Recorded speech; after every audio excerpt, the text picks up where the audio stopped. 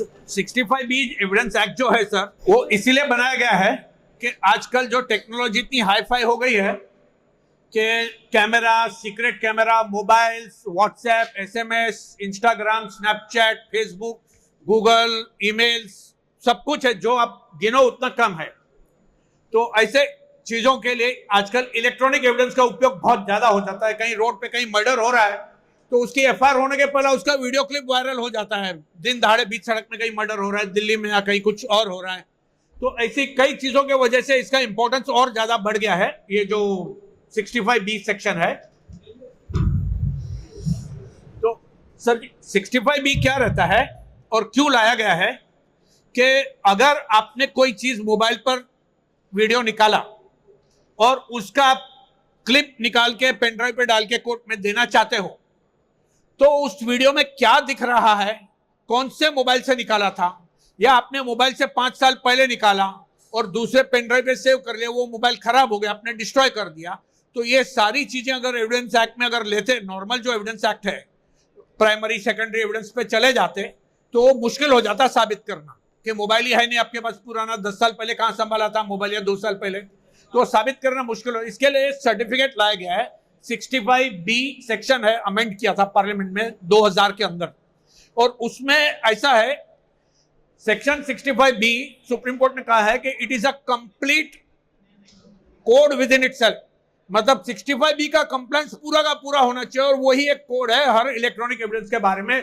अगर वो कंप्लायंस नहीं है और आपने ट्रायल के दरमियान उसका ऑब्जेक्शन नहीं लिया, तो जाके वो वैलिड रहेगा। और आपको अगर 65B किसी ने दिया सब्जेक्ट, तो सर्टिफिकेट दिया, तो उसका ऑब्जेक्शन आपको ट्रायल में लेना, अगर वो नहीं दिया या सर्टिफिकेट बरोबर नहीं दिया, कंप्लायंस नहीं किया, तो ये वजह से। और दूसरा, कई जगह क्या होता है, हर बार पुलिस लाती है CDR, call logs, mobile records, WhatsApp chats, Google का ईमेल से रिपोर्ट आ जाता है, तो ये सारी चीजें तो सर्वर्स पे होती है कंपनी के। तो कंपनी के सर्वर जो थे बहुत बड़े बड़े होते हैं, और वो यहाँ पे कोर्ट में लाए नहीं जा सकते, ना ही पुलिस के हवाले किए जा सकते फॉर एग्जामिनेशन। तो इसके लिए ये सारी चीजों को इजी बनाने के लिए 65B एविडेंस एक्ट का सेक्शन इंक्लूड किया गया था, और ये बहुत एग्जॉस्टिव सेक्शन है। जजमेंट्स पढ़ने के पहला ये मैं उचित समझूंगा कि आपको 65B का जो सेक्शन है ना, वो पढ़ के पहले वो एक्सप्लेन करो, तो वो बहुत आसान चीज है। वो उसमें ऐसा है, 65B का जब आप कोई सर्टिफिकेट बनाते हैं तो क्या क्या रिक्वायरमेंट्स हैं, वो मैं पहले ओरली आपको 2-4 लाइन में बता देता हूं सर। 65B में पहला तो ये होना चाहिए कि वो क्लिप या वो डेटा या जो भी है, वो आपने डाउनलोड करके कोर्ट तक लाया है। मतलब कोर्ट में या पुलिस में जो प्रोड्यूस किया है, या पुलिस में भी आपने दिया, तो पुलिस ने कोर्ट में लाया, तो पुलिस का भी सर्टिफिकेट चाहिए, आम्हाला मिस्टर सो एंड सो विटनेसनी दिला, त्याने आम्हाला सर्टिफिकेट दिला, आणि त्या सर्टिफिकेट अनुषंगाने आम्ही सर्टिफिकेट देतो कोर्टात की आमची पेनड्राइव जी होती ते आचार। तो ये जो सर्टिफिकेट होता है 65B का, उसमें पहला ये क्राइटेरिया कि किसने डाउनलोड किया, कभी किया, कितने बजे किया, कौन से गैजेट पर किया, और वो कहां पर था तभी, और वो गैजेट जब किया डाउनलोड तो बरोबर चल रहा था, कोई प्रॉब्लम नहीं था, और वो मेरा खुद का गैजेट था, या मैंने देखा मर्डर हो उसी टाइम मैंने चालू किया क्लिप देना। वो कोई पहले से वीडियो चालू नहीं रखता कि कहीं कुछ होने वाला है मैं करूंगा। तो वो चीजें जो है वो इलेबरेट शॉर्ट में करने का कोई उसका फॉर्मेट नहीं है।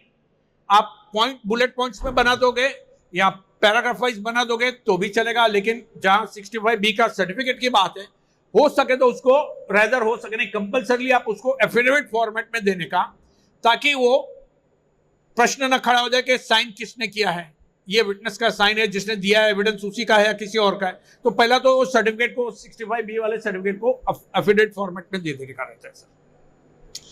और उसमें क्या डिटेल्स हैं, किसी में चैट है, किसी में ट्रांसक्रिप्ट है, किसी में मोबाइल है, या किसी में कुछ फिल्म है, तो जो भी चीज है उसका ट्रांसक्रिप्ट जरूरी होता है देना, वो कंपलसरी है। मोबाइल के अंदर अगर कोई चीज है तो जज को टाइम नहीं ओपन कोर्ट में देखने का और पढ़ने का, उस साथ में ट्रांसक्रिप्ट दो, तब जाके या तो जज खुद देखेगा या कोई ऑफिसर अपॉइंट करेगा या किसी को डेलीगेट करेगा, कोर्ट कमीशन अपॉइंट करेगा कि आप ये वीडियो देखिए और ये ट्रांसक्रिप्ट से मैच कीजिए, ये सारी चीजें पैरावाइज है कि नहीं। और हो सके तो अगर बड़ी ट्रांसक्रिप्ट समझो 10-20 मिनट की या आधा घंटे की है, तो उसको हो सके तो जो जो इंपॉर्टेंट पॉइंट्स है जिससे ऑफेंस बनता है या जो एविडेंस के रिलेटेड है उसको बोल्ड कर दीजिए, और एक सिनॉप्सिस में डाल दीजिए para page this point this ये वगैरह है, इंपॉर्टेंट है। तो जज को जब ट्रायल चलता है तभी वो रेफर करने को आसानी पड़ जाती है और डिपोजिशन के टाइम पे भी विटनेस को आसानी पड़ जाती है। और अगर वो सर्टिफिकेट नहीं दिया है तो वो उस स्टेज पर ऑब्जेक्ट करना जरूरी है। और वो ऑब्जेक्ट करना इसलिए जरूरी है कि कंपल्सरीली बाद में अगर आपने ऑब्जेक्ट किया तो वो वैलिड नहीं रहेगा। एक केस आपको उदाहरण दे देता हूं। पुलिस ने एक वीडियो फुटेज लाया कोर्ट के अंदर ट्रायल में। ABCD ये चारों ने एक बंदे को पकड़ा, घेरा, किडनैप किया, उसको चॉपरों से काटा, मारा, टुकड़े किए और वो पूरा वीडियो क्लियर दिख रहा है। आदमी के फोटो मार रहे, कर रहे, हथियार सब दिख रहा है। सेशंस कोर्ट कन्विक्शन देता है। हाई कोर्ट व्हिडिओ विटनेस आखे बोलतोय, साहेब हे मी बघितला, माझ्या समोर झाला होता, हे व्हिडिओ मध्ये मी बघितला, मी ओळखतो, हा माझा शेजारी राहतो, हा B आहे, C आहे, हा D आहे, चौघांना मी ओळखतो, आणखी मी हे व्हिडिओ बघून सांगतो की हे लोकांनीच केलं। सुप्रीम कोर्ट बोलता है this is not evidence under 65B, you need compulsory 65B, क्योंकि वो कन्विक्शन उस आधार पे हो गया था विदाउट 65B। और कोर्ट ने उसमें रूल किया था कि जब आई विटनेस वीडियो देख के बता रहे कि हाँ ये यही बंदा है, ये B है, ये C है, ये D है, तो 65B की जरूरत नहीं। सुप्रीम कोर्ट ने खारिज कर दिया था, कहा था नहीं 65B को हम दुर्लक्ष्य नहीं कर सकते हैं, नजरअंदाज नहीं कर सकते हैं, हमें कंपल्सरी वो लेना चाहिए। लेकिन अगर ट्रायल चालू है, पुलिस 65B का सर्टिफिकेट नहीं डालती, जो अक्सर नहीं डालती, अक्सर डालती ही नहीं है, और उनके पास जो टेक्नीशियंस या इंजीनियर्स होते हैं ना जो सर्टिफिकेट लाके देते, वो अक्सर कोई कंपनी के कॉन्ट्रैक्ट पर रहते हैं, जो 2-4 साल बाद तो नामुमकिन है कि कोर्ट में आएंगे या ट्रेस हो पाएंगे पुलिस से भी। तो इलेक्ट्रॉनिक एविडेंस एक हिसाब से देखा जाए ये डिले की वजह से साबित करना बहुत ही कठिन काम होता है। हाँ, लेकिन इंडिविजुअल केस है, किसी ने खुद के मोबाइल का सर्टिफिकेट दिया है, वो तो कंप्लेनेंट एंड तक बोलेगा मैंने दिया है। लेकिन अगर ट्रायल में अगर आपने ऑब्जेक्शन नहीं लिया तो फिर वो अपील या अपेलेट स्टेज पे वो आप ऑब्जेक्शन लोगे तो माना नहीं जाएगा। आपने वो ऑब्जेक्शन नहीं दिया, इसका मतलब ये होता है कि you admitted that this evidence is valid without you having any objection about the application of law. तो it is deemed admission. It is like किसी ने बोल दिया ए चोर है और ए वहां इनकार नहीं करता है, एविडेंस को क्रॉस नहीं करता है, तो डीम्ड एडमिशन हो जाता है। तो इसी तरीके से 65B का सर्टिफिकेट का ऑब्जेक्शन लेना बहुत जरूरी है। अब पहले मैं उदाहरण से बता देता हूं, फिर वो जजमेंट्स पे जाएंगे। और दूसरा क्या होता है, अक्सर पुलिस जो फुटेज चलाती है, सोसाइटी का CCTV हो गया, रोड का CCTV हो गया, कहीं का हो गया, कहीं का हो गया, अक्सर पुलिस की एप्लीकेशन में आता है कि ये हम जो चला रहे हैं, ये हमने फुटेज वहां का DVR निकाला या उसका हार्ड डिस्क निकाला और हार्ड डिस्क में से हमने ये बना के लाया है। तो इसमें पहली चीज जरूरी होती है कि primary and secondary evidence.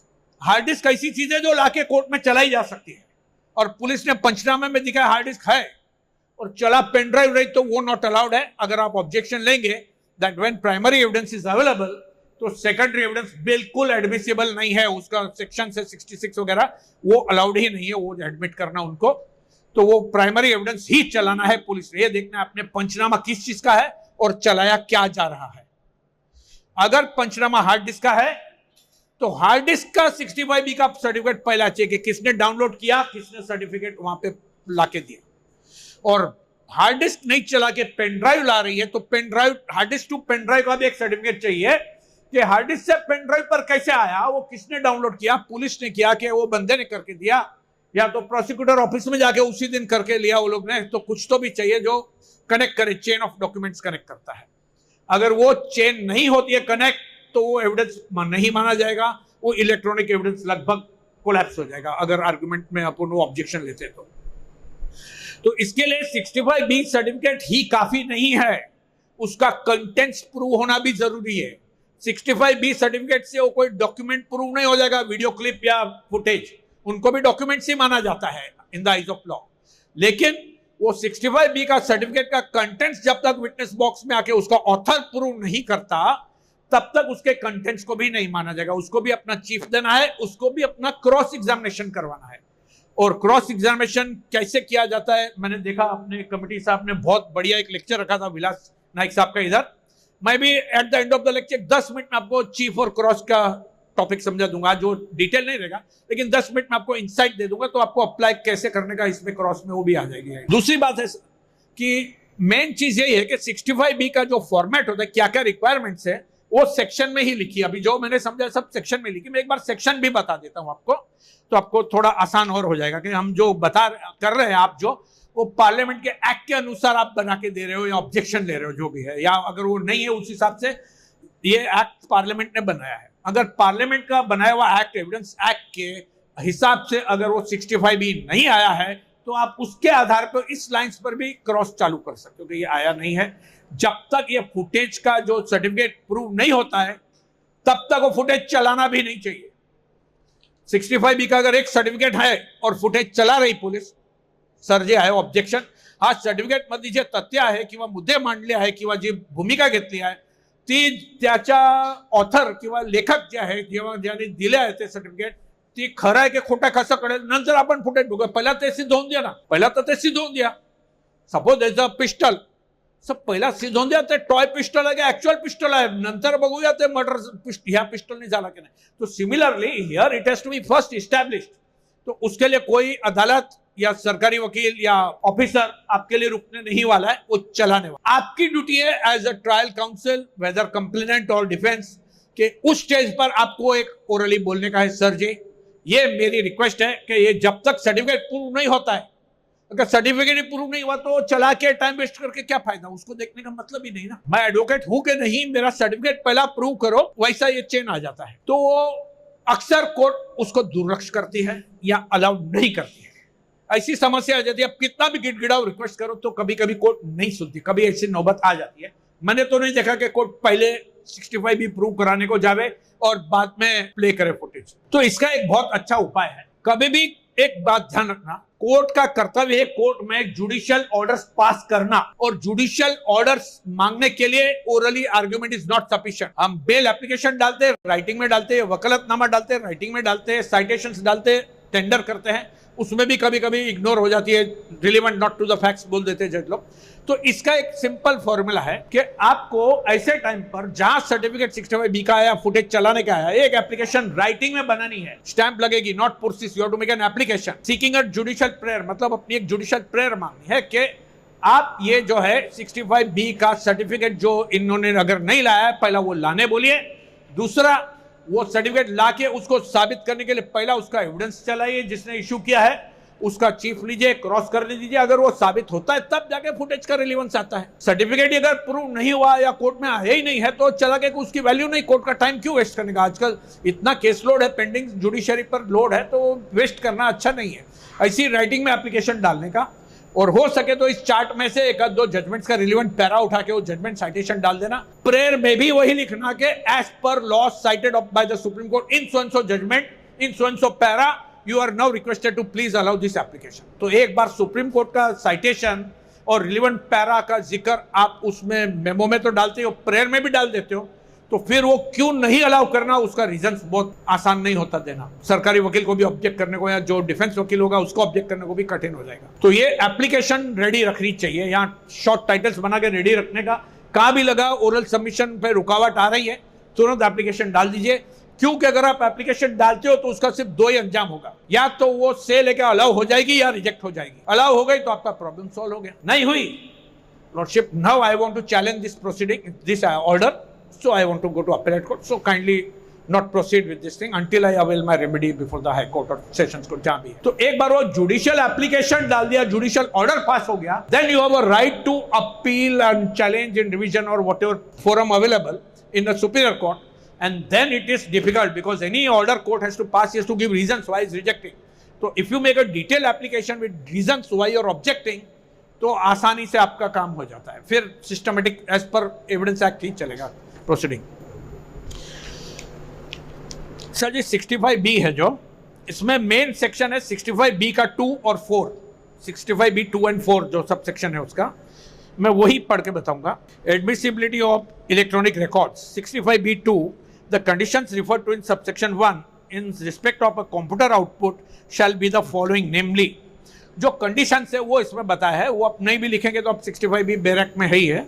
The computer output containing the information was produced by the computer during the period over which the computer was used regularly to store the process or process information for purposes of any activities regularly carried out over that period by the person having lawful control over the use of the computer. अगर computer है और उसमें कुछ आया है तो regular usage में computer में था, हमने चेक किया तो आया है. कंप्यूटर में कोई इलीगल या स्पेसिफिक यूजेज नहीं होता, लेकिन वो मोबाइल का फुटेज रहेगा तो मोबाइल फुटेज तो मैंने देखा और मैंने क्लिक किया, उसको ये अप्लाई नहीं होगा. उसके लिए हमने खुद किया, हमारा गवर्नमेंट आना चाहिए. मैंने देखा कोई मार रहा है, किडनैप हो रहा है, एक्सीडेंट हो गया तो मैंने क्लिक कर लिया photo. During the said period, information of the kind contained in the electronic record or the kind of from which the information so contained is derived was regularly fed into the computer. ये सारे points से computer के related जो कि apply होता है CDR records को अक्सर, क्योंकि सीडीआर रिकॉर्ड्स कंप्यूटर से लाए जाते हैं और शायद ही 65B सर्टिफिकेट में सारे डिटेल होते हैं. मैंने तो नहीं देखा, जो अभी तक मैंने 2-4 सीडीआर के ट्रायल्स में देखा है उसमें तो ये दिखते नहीं, इतने डिटेल में नहीं दिखते. तो अगर आप 65B का सर्टिफिकेट चैलेंज करते हुए या ऑब्जेक्शन लेते हुए ये सब सेक्शन का इंग्रेडिएंट्स टाइप करके साइट कर देते हो तो बहुत आसान हो जाएगा आगे. क्योंकि at the stage of appreciation of evidence, मतलब जब उसका फैसला होना है ट्रायल का या जो भी डिसाइड होना आउटकम ऑफ दैट एप्लीकेशन, तो वो टाइम पे ये सारी चीज़ें ध्यान में रखनी पड़ती है जज साहब को या कोर्ट को भी और अदर साइड को भी इसका रिस्पॉन्स करते हुए. सिमिलरली 65B का 4 सेक्शन है. In any proceedings where it is desired to give a statement in evidence by virtue of this section, the certificate doing any of the following things, that is to say, identifying the electronic record containing the statement and describing the manner in which it was produced. मतलब अगर आपने mobile से लिया है या कैमरे से लिया है या वेबकैम से लिया है तो वो आपको वो डिस्क्राइब करना है कैसे, सिंपल भाषा में करना है. कोई फॉर्मेट कहीं पार्लियामेंट ने बनाया नहीं है कि इस फॉर्मेट में डालना है. ये जानकारी होना जरूरी है पूरे आपके सर्टिफिकेट में. Giving such particulars of any device involved in the production of that electronic record as may be appropriate for the purpose of showing that the electronic record was produced by a computer. अगर वो computer है, आपका laptop है, तो वो बताने का laptop पे था, मैंने लैपटॉप से ये डाउनलोड किया, मेरे कंप्यूटर पे या मेरे लैपटॉप पे डाउनलोड किया, ईमेल से या वेबसाइट से मैंने प्रिंट किया, ये मेरा प्रिंटर मॉडल था और वो प्रिंट करके मैं लेके आया हूँ. तो ये सारी डिटेल्स चाहिएगी. अगर प्रिंट आउट है तो it has to be shown कि कंप्यूटर में कौन से कंप्यूटर पे था, वो कंप्यूटर से कैसा डाउनलोड किसने किया, कौन से दिन किया, कब किया और वो प्रिंट कभी किया और कहाँ किया. सीडीआर रिपोर्ट्स में तो शायद कहीं भी नहीं होता है कि प्रिंट कुठला प्रिंटरवर केला की कधी कॉम्प्युटरवर कधी डाउनलोड केला, कधी त्याने प्रिंट आउट घेतला आणि कोणी डाउनलोड केला, कोणी प्रिंट काढून दिली. फक्त हा रेकॉर्ड आहे, बरोबर आहे, मी चालवतो, मी इंजिनियर आहे, मला माहिती आहे हे रेकॉर्ड डेटा अनुषंगाने बरोबर आहे, तेवढंच त्याचं असतो सीडीआर रेकॉर्ड्समध्ये. असा मला अनुभव आहे, माझा अनुभव आहे.